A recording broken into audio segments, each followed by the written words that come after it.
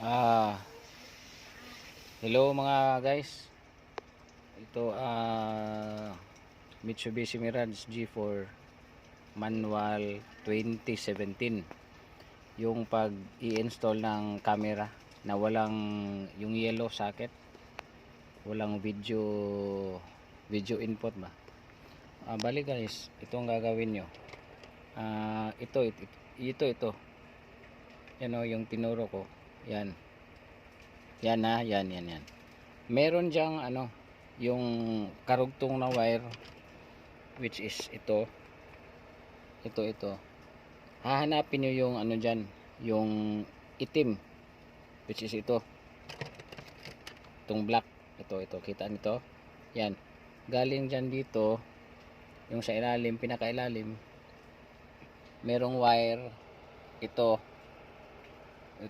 Hanapin nyo yung black. Ito na yan siya. Puputulin nyo yan siya. Tapos ito yung galing sa yung camera, yung harness. Dalawa kasi ang harness. At ang isang harness ito. Oh. May diyan. Yung sa tinuro ko, karugtong niyan, merong ganito, parang ganito. Oh. Meron yang dalawang ganyan, oh. Yung kulay green at saka white. Oh. Yung ganito, yung sa video nyo, putulin nyo yung yung parang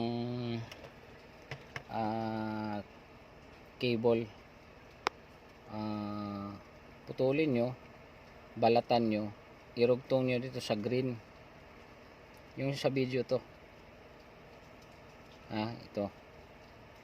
Ito naman yung sa power ng power ng camera sa likod. Balatan nyo ito. Pagbalat nyo nito, meron yang negative at saka yung positive. Yung pagputol nyo, meron yung galing to sa harness sa likod. So balatan nyo siya, meron ding ground, meron ding positive. Yan lang po ang idugtong nyo.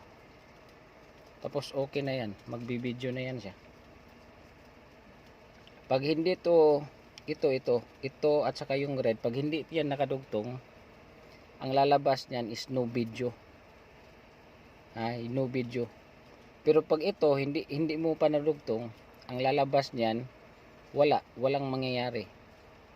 Bali, pagbalat nyo sa yung camera sa likod, yung tatlo, balatan nyo yung tatlong wire.